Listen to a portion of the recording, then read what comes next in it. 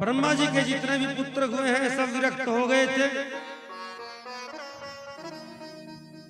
सनत कुमारों ने तो पहले ही बोल दिया था कि हम विवाह नहीं करेंगे।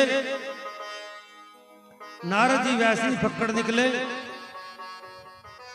ब्रह्मा जी के एक और पुत्र हुए हैं, नाम क्या हुआ है? करदम। अपनी इंद्रियों को जिसने दमन कर दिया उसी का नाम करदम है। बोलो जय श्री कृष्ण। ब्रह्मा जी ने करदम जी से कहा, बेटा तुम्हारा विवाह कर ले, तुम बड़े हो गए हो। बोले क्यों विवाह कर ले में? बोले बेटा बहुरानी आएगी, बाल गोपाल होंगे, सृष्टि का विस्तार होगा। करदम जी ने कहा विवाह नहीं करेंगे, हम तो महात्मा बनेंगे। कमंडल उठा करके वन में चले गए, बड़ी भारी तपस्या की। बोलो जय श्री कृष्ण। बड़ी भारी तपस्या की। तपस्या करते करते करते करते जब बुढ़े हो चले, अब करदम जी के मन में विचार आया, दुनिया के लोगों को देखो, अपनी अपनी पत्नियों के संग में विहार कर रहे हैं, हम जंगल में अकेले पड़े हैं, अकेले सड़ रहे हैं। हमारा भी तो विवाह होना चाहिए और किसी परम सुंदरी नारी से हमारा विवाह हो जाए। करदम जी ने संकल्प लिया 10,000 वर्षों की तपस्या का। बोलो जय श्री कृष्ण। भगवान मुस्कुराए। कोई तपस्या करता है मुक्ति पाने के लिए, कोई तपस्या करता है भक्ति पाने के लिए, कोई तपस्या करता है मेरी प्राप्ति के लिए। इन बड़ू महाराज को देखो, ये तपस्या कर रहे हैं कि हमारा विवाह हो जाए। बोलो जय श्री कृष्ण। मन की गति बड़ी विचित्र है सज्जनों, मन का पार पाना किसी के बस की बात नहीं है। विश्वामित्र जी ने 60,000 वर्षों तक तपस्या की थी, लेकिन मेनका नाम की अप्सरा ऐसी आई, ऐसी उसके चरणों की पायल बजी के विश्वामित्र जी की तपस्या खुंटी पटक गई। बोलो जय श्री कृष्ण। लेकिन जिसने अपना सब कुछ परमात्मा को समर्पित कर दिया हो, अपना जीवन गोविंद को समर्पित कर दिया हो, उसके जीवन में भी यदि कोई संसारिक भावना जुड़ जावे तो गोविंद उसे जरूर पूरा करते हैं। चतुर्भुज रूप से नारायण भगवान करदम जी के समक्ष प्रकट हो गए हैं। बोले नारायण भगवान की।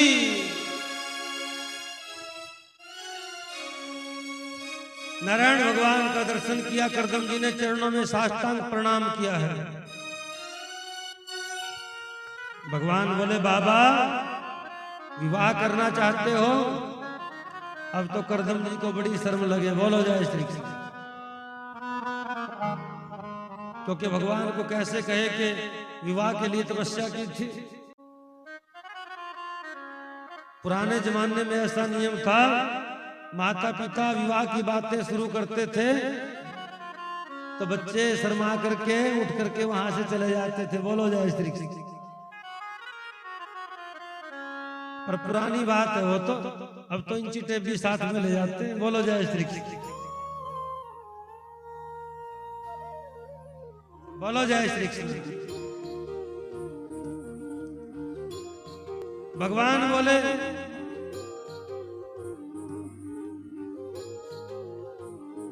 बाबा विवाह करना चाहते हो? और महाराज करदम सिर हिलावे और नीचे नजर करे। भगवान बोले कहीं ऐसा तो नहीं बाबा, मन मन भावे और मूड हिलावे हैं? मन में इच्छा हो रही हो, बाहर से मना कर रहे हो। अरे नहीं करना था विवाह तो पहले बोल देते, हम तो तुम्हारे विवाह की बात भी पक्की करा रहे हैं। करदम जी बोले आप विवाह की बात पक्की कराएं तो हम जरूर विवाह कर लेंगे, पर हमारी विवाह की इच्छा ना है।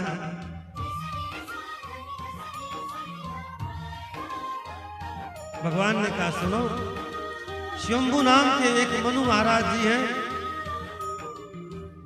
उनकी 3 पुत्रियां हैं, आकुति, देवहूति, प्रसूति, और बीच वाली पुत्री के संग में आपका विवाह हो जाएगा, देवहूति के संग में। मना मत करना। अब तो महाराज करदम जी चरणों में गिर पड़े हैं। प्रभु झूठ नहीं बोलता, विवाह के लिए तपस्या की थी, पर अब आपकी झांकी देखने के बाद विवाह की इच्छा खत्म हो गई। भगवान बोले विवाह की इच्छा काहे को खत्म हो गई? बोले प्रभु जी जब विवाह हो जाता बहू रानी घर में आ जाती है, साल 2 साल तो वो बहुत अच्छी लगती है, उसके लिए चांद तारे सूरज पता नहीं क्या क्या तोड़ने का मन करता है, फिर वो जली कटी नजर आती है, फिर पत्नी से मन हट जाता है, पुत्र में रम जाता है। लेकिन जब पुत्र भी आंख दिखाने लग जाता है, फिर पुत्र से भी मन हट जाता है, पोते में रम जाता है। लेकिन जब पोता कहता है बुढ़े खास खास करके सारा चिप्स खराब कर दिया, तेरी खटिया भूस वाली कोठड़ी में डालनी पड़ेगी, हालत खराब हो जाएगी असली, इसलिए हम विवाह नहीं करेंगे। भगवान बोले देखो भैया अब तुम्हें मेरी बात की लाज तो रखनी पड़ेगी। करदम जी बोले हम विवाह तो कर लेंगे लेकिन हमारी एक शर्त है। बोले शर्त क्या है? बोले शर्त ये है कि आपको मेरे घर में पुत्र बनकर के स्वयं आना पड़ेगा। भगवान बोले ठीक है, मैं तेरे घर में स्वयं पुत्र बनकर के आऊंगा।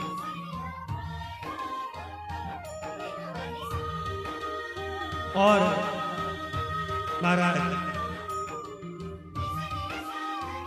उधर शंभु मनु ने शंभु मनु को आदेश कर दिया, प्रभु ने शंभु मनु अपने बीच की पुत्री देवहूति को साथ में लेकर के आए। इतने बड़े वैभवशाली महाराज की पुत्री, इसका विवाह ऐसे पुरुष के साथ में हो रहा है जिसके पास ठीक से रहने के लिए मकान तक भी नहीं है। हमारा बोलो जय श्री कृष्ण।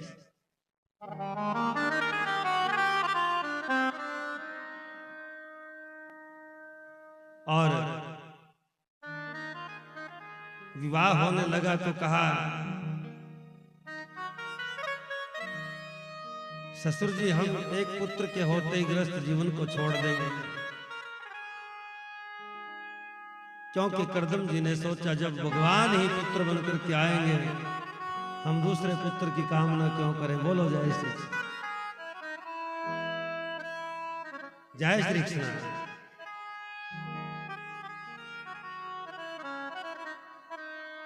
स्वयं मनु ने स्वीकृति दे दी है।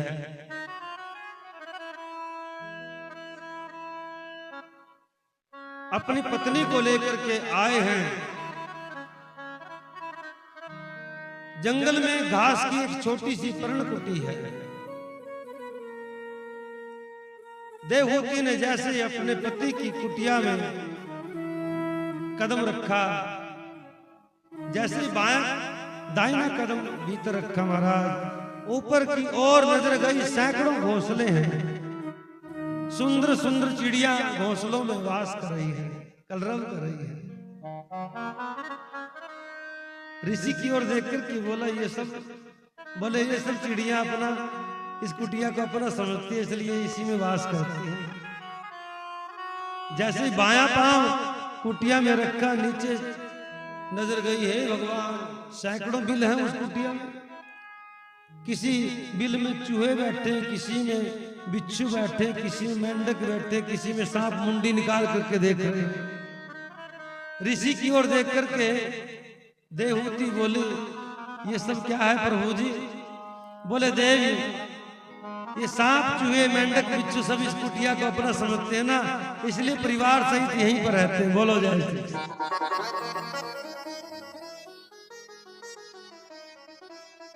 देवहूति ने कहा ऊपर सैकड़ों पक्षी इसमें रहते हैं, नीचे सैकड़ों जीव इसमें रहते हैं, तो सरकार ये बता दीजिए आप कहाँ रहते हैं? बोले देवी वो कोने में 1.5 फुट का आसन है ना, बस वही मेरी जगह है। बोलो जय श्री कृष्ण। देवहूति के नेत्र सजल हो गए महाराज। इतना बड़ा त्यागी महापुरुष मुझे पति के रूप में मिला है। करदम जी बोले देवी जैसा तुम्हें अच्छा लगे इस कुटिया को संभालो।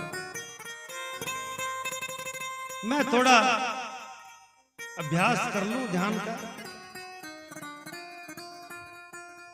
आसन पर बैठे तो बैठे ही रह गए महाराज।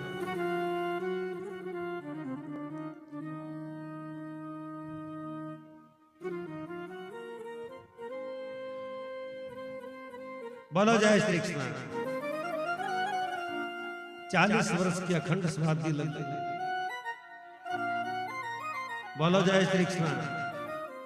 एक बात सुनिए, आप विचार करिए उस समय कैसी परिस्थिति होगी। करदम जी आज ब्याह करके अपनी पत्नी को घर में लेकर के आए। उसी रात्रि को करदम जी समाधि में बैठ जाते हैं। समाधि भी कोई 2-4 घंटे या 2-4 महीने 2-4 वर्षों की नहीं, 40 वर्ष की अखंड समाधि लग जावे महाराज। आजकल की कोई देवी जी होती महाराज, बोरिया बिस्तरा बांध करके अपने घर में आ जाती। बोलो जय श्री कृष्ण। प्रेम से बोलो जय श्री कृष्ण। लेकिन देवहूति ने सोचा मेरे पति तो अखंड समाधि में बैठ गए हैं, पति ही मेरे परमेश्वर हैं और मैं इनकी सेवा करूंगी। बैठे हुए पति को गीले वस्त्र से पोंछ देती, आरती करती, फल तोड़ करके लेकर के आती। एक बात और बताऊं मैं आपको, जब हमारे शरीर से प्राण निकल जाते हैं तो ये शरीर जो है सड़ने लग जाता है, बदबू आने लग जाती है। लेकिन समाधि में कुछ उल्टा होता है। समाधि जिनकी लग जाती है महाराज, उनकी समाधि से महक आने लग जाती है, खुशबू आती है, वहां का वातावरण भी सुंदर हो जाता है, बदबू नहीं आती। और देवहूति का मन भी वहां पर लगने लगा। गीले वस्त्र से पोंछ देती, आरती करती, फल तोड़ करके लेकर के आती, मूर्ति समान पति के सामने रख देती, भावना करती कि मेरे पति ने भोग स्वीकार कर लिया। फिर बाद में उसे भोग रूप में स्वयं स्वीकार करती। कभी कभी फल भी नहीं मिलते तो पत्ते तोड़ करके निकाल देती,